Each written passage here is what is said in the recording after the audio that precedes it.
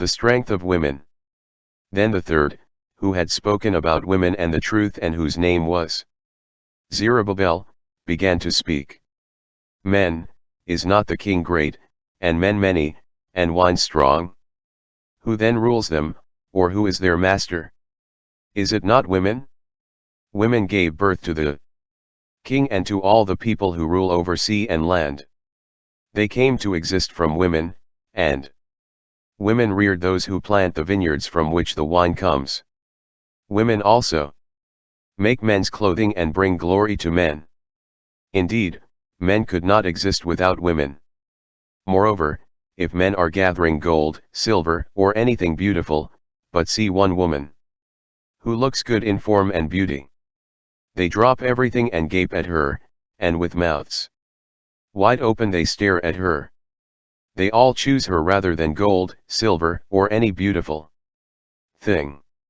Yes, a man will even forsake his own father who reared him and his own country so as to cleave to his own wife. He will live out his life and not even remember father, mother, or country. From all this, you should realize that women rule over you. Do you not work hard and grow weary with toil, then bring it and give it all to women? Furthermore, a man will put on his sword and go forth to rob, steal, and sail the sea and rivers. He will stalk a lion and walk in darkness, and when he steals, whatever he takes and pillages he will bring back to his beloved. For a man dearly loves his own wife more than his father or mother. Yes, many men have lost all sense and even become slaves because of their wives. Many have perished, stumbled, or sinned because of their wives. Do you not believe me now? Is the king not great in his authority? Are not all the countries moved with fear to touch him? Yet I saw him with Apame, the king's concubine, and the daughter of the admirable Bartachus. She sat at the king's right hand, removed the crown from the king's head, and put it on her own. She also struck the king with her left hand. At this, the king gaped at her with his mouth wide open. When she smiled at him he laughed, and when he exasperated her, he flattered her that she might be reconciled with him. O men, in what way are women not strong, since they do such things? The strongest is truth. Then the king and the nobles looked at one another. And Zerubbabel began to speak. About the truth, men, are not women strong?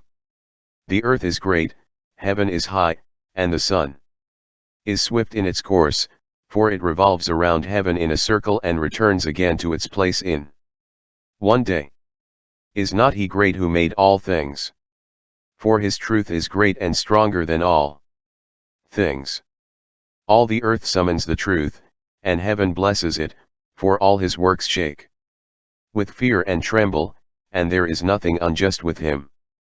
But wine is unjust, the king is unjust, women are unjust, all the children of the men and their works are unjust, and all such things are unjust, for there is no truth in them. So they will perish in their injustice. But the truth abides and is strong forever. The truth lives and rules unto ages of ages. There is no partiality or prejudice with the truth, but it does righteous things, distinct from all wrongdoings and evil. All are pleased with its deeds, and there is nothing unjust in its judgment. For strength, dominion, authority, and majesty belong to it unto all ages, and blessed is the God of truth. So he stopped speaking, and all the people then cried aloud and said, Great is the truth, for it is the strongest. Then the king said to him, Ask what you will, and let it be more than what is written, for we will give it to you, inasmuch as you were found to be the wisest. You will also sit next to me and be called my kinsman. Back to Jerusalem.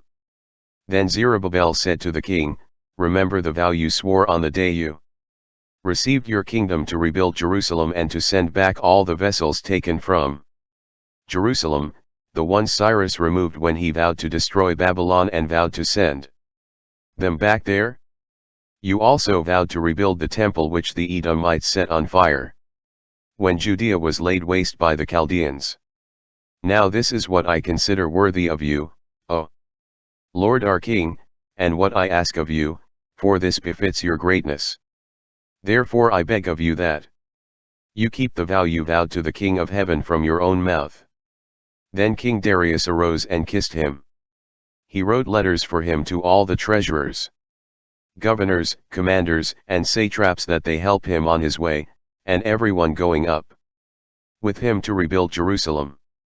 He also wrote letters to all the governors in Coele-Syria and Phoenicia, and to those in Lebanon to transfer cedar logs from Lebanon to Jerusalem to help him rebuild the city.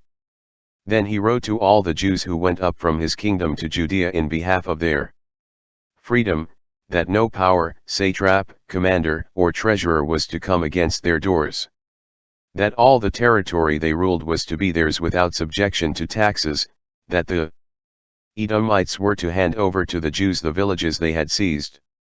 That 20 talents were to be given every year for the building of the temple until it was completed, and 10 talents every year for the whole burnt offerings to be offered each day on the altar according to the commandment to make 17 offerings, and that all those from Babylon who went up to build the city were to have their freedom, the people and their children, and all the priests who went up with them. He also wrote that they were to pay the expenses for the priestly vestments in which they served. He likewise wrote that they were to pay the Levites' expenses until the temple was completed and Jerusalem rebuilt. Also, for all who guarded the city, he wrote that they were to be given lands and wages.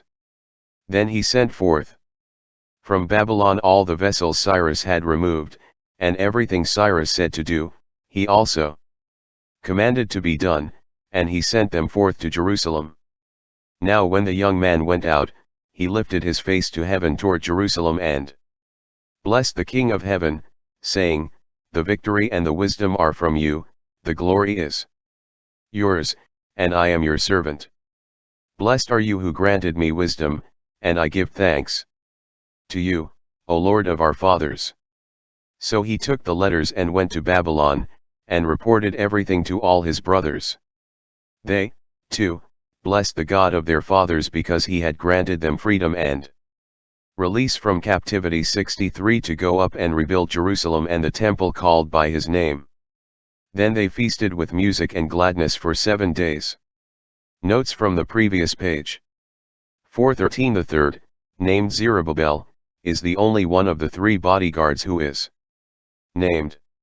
He is of Christ's lineage, Matthew 1:12, a leader in the rebuilding of the temple, and a figure of Christ. 4:14-15 Women prevail, for women fulfill man's purpose. God intended for men and women to be united in love, just as Christ and his church are united in love, Ephesians 5:22-23. Thus, as Zerubbabel describes women, we see Christ describing his relationship with his bride. 4:16-17 Vineyards and wine, v16, symbolize the Eucharist, and clothing, v17, points to being clothed with Christ in baptism. As woman is the glory of man, 1 Corinthians 11:7, so the church is the glory of Christ, Ephesians 5:21. 4:20 This is a paraphrase of Genesis 2:24. According to St. Paul, the union of man and wife in marriage is an image of Christ and his church, Ephesians 5:30-32, see note at 4:14-15. 4:29-31 The concubine is often an OT figure of fallen humanity. She has received God's crown, that is his divine image and likeness, on her own head in creation, Genesis 1:26. On the other hand, she has struck the king indeed, killed him that she might be reconciled with him, that is, with Christ. 4:33-34 God and man looked at one another when Christ revealed himself in truth to men. 435-40 Note especially the striking resemblance between this passage concerning truth and St. Paul's discourse on love, 1 Corinthians 13. This passage is quoted extensively by the Fathers. 441 Echoing the voices of all the people in the king's court, the faithful sing at the end of the divine liturgy, we have found the true faith, worshipping the undivided Trinity. Who has saved us? 442 Ask what you will, as the Father gives all things to the Son, so Christ gives all things to those who ask according to his will, Matthew 21:22, John 14:14, 1 John 5:15. 4:43-45 The request of Zerubbabel, echoed in the prayer of the repentant thief, Luke 23:42, reveals the will of God for the world, rebuild Jerusalem, that is, the city of the living God, the heavenly Jerusalem, Hebrews 12:22. Send back all the vessels, v 44, and rebuild the temple, v 45, in a spiritual sense means to restore holiness in the hearts of men, which have been laid waste by sin. Return of the exiles. After this the heads of the paternal houses were chosen according to their tribes to go up, along with their wives, sons, and daughters, and their male and female servants, and their cattle. Darius also sent along 1,000 cavalry with them, to bring them back to Jerusalem in peace and with the music of drums and flutes. All their kindred were dancing, for Darius arranged for them to go up with them as well.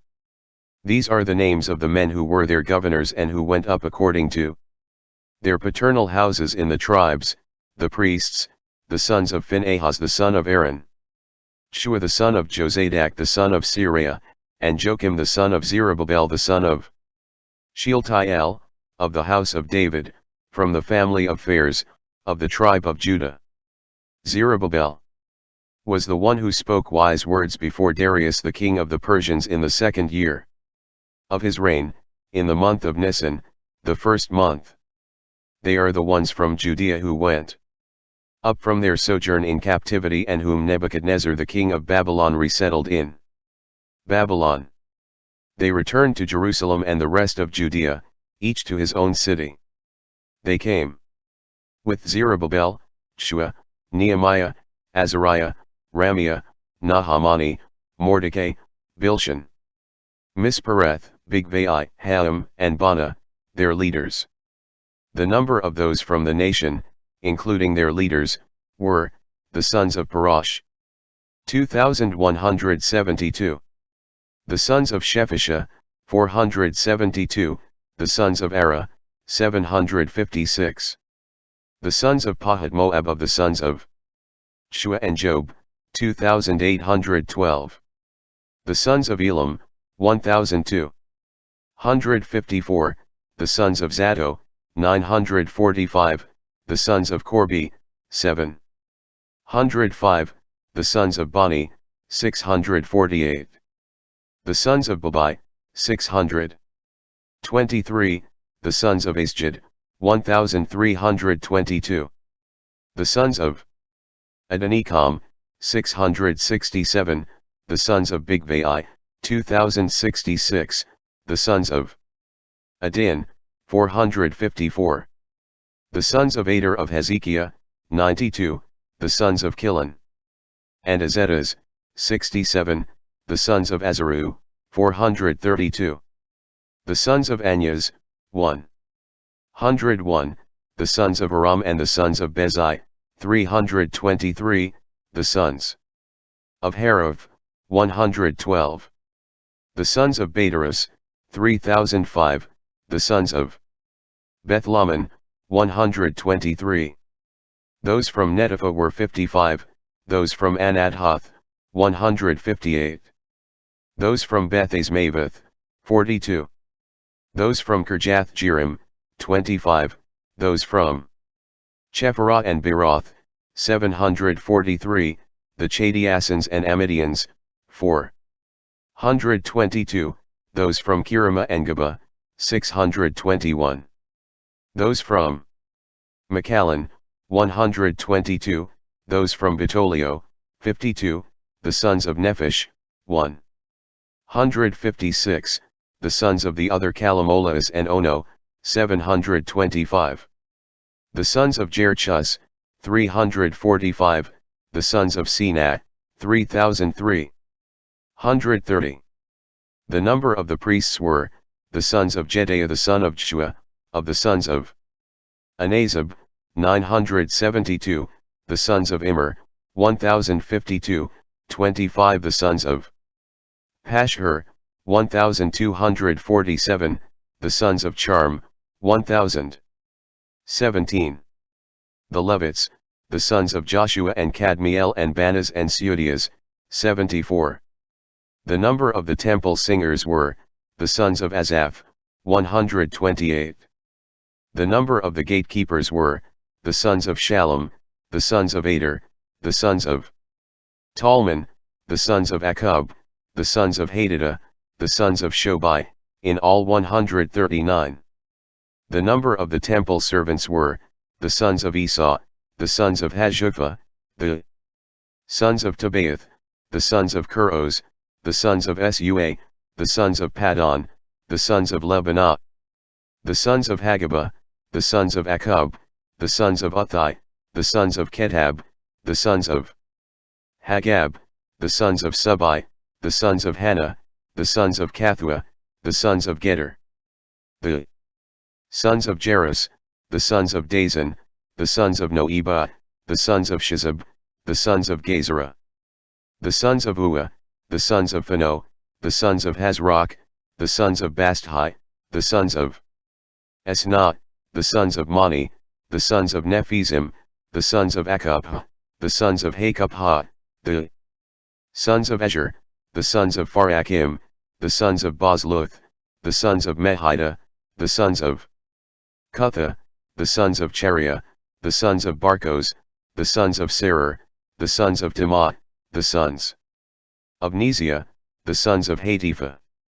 The sons of the servants of Solomon, the sons of Asaphioth, the sons of Perudah, the sons of Jalah, the sons of Lawzan, the sons of Isdale, the sons of Shephisha, the sons of Agiah, the sons of Pochereth Hazebaim, the sons of Sarothi, the sons of Maziah, the sons of Gas, the sons of Aduz, the sons of Subas, the sons of Ephra, the sons of Barides, the sons of Shaphat, the sons of Alon. All the temple servants and the sons of the servants of Solomon were 372. Those who come up from Thermalith and Thelurses, led by Karoth, Adon, and Amar, were unable to tell of their lineage and generation as to how they were from Israel. They were the sons of Delaiah the son of Tobiah, and the sons of Nekoda, and their number was 652.